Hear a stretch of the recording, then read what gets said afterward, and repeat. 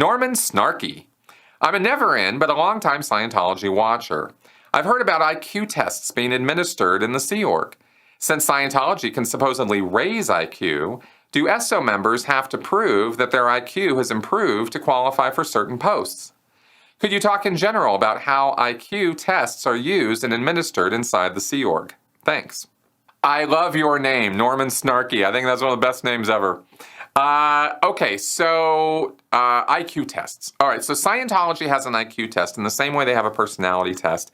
It was, I believe it's self-created within the world of Scientology. They have 2, maybe 3 different versions of it, but it's the same format and rundown of the test, which is, I think it's 80 questions, multiple choice, and after you've taken it a few times, you definitely learn all the answers as you go over it, over and over it. You're not allowed to look at anything or reference anything while you're taking the test, but of course afterwards you can. And there's some math and a few calculations, so you get some scratch paper when you do it. It's a half-hour timed test. And so it doesn't, the time you take to do it doesn't matter, but you have to get it done within half an hour or as many answers as you can. There's a handicap for female. I think women get like an extra 10 points or something on it, or get 10 points subtracted. I can't remember exactly, but there is a difference between males and females on grading the test.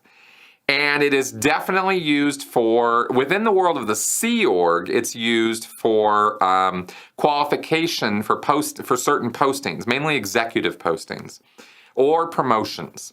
And IQ is, it's not a big deal to make the IQ test go up in Scientology if you haven't taken it too many times, because you take it and then you take it again and then you take it again, right? And that can happen if they're trying to wildly get IQ tests up. But they try to maintain some semblance of integrity with it,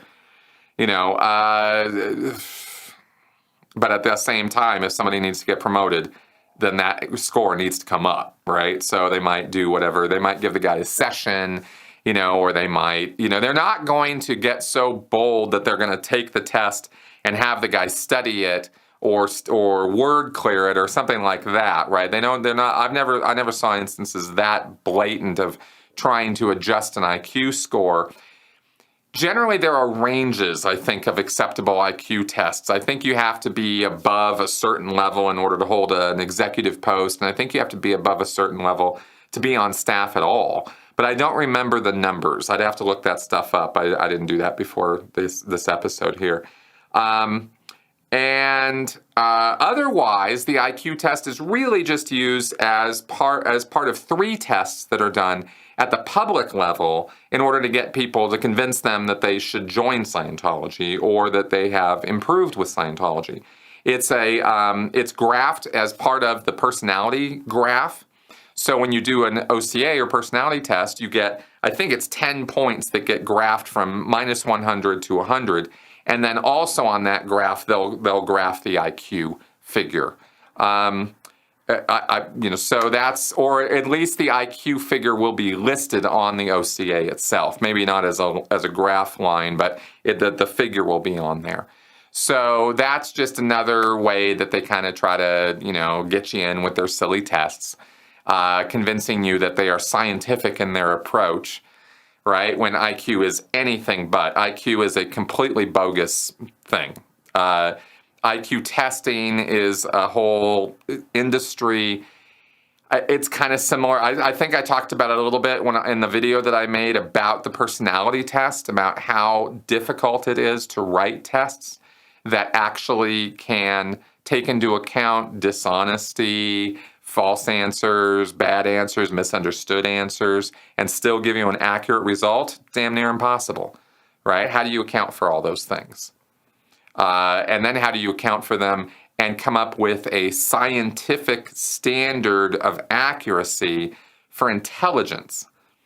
I mean, if you really think about it a little bit, especially cross-culture, right? How do you rate intelligence in an African native who has never been exposed to hardly any Western culture and yet is a human being with intelligence? How do you measure that intelligence the same way and compare it to the intelligence of some guy who grew up in, college educated in Newark or something. Like how you need a standard if you're going to measure intelligence across humans that's going to be able to test for those things, account for any inaccuracies or attempted deception, and give you an accurate and meaningful score that actually tells you something. If you start approaching the problem from those perspectives, then you see that IQ is almost a wholly arbitrary figure that's come up with in different cultures at different times. And it's going to be pretty wild. So there's a lot more I could get into all that, but I think you get the point that I'm kind of driving at there. So anyway, thanks for the question.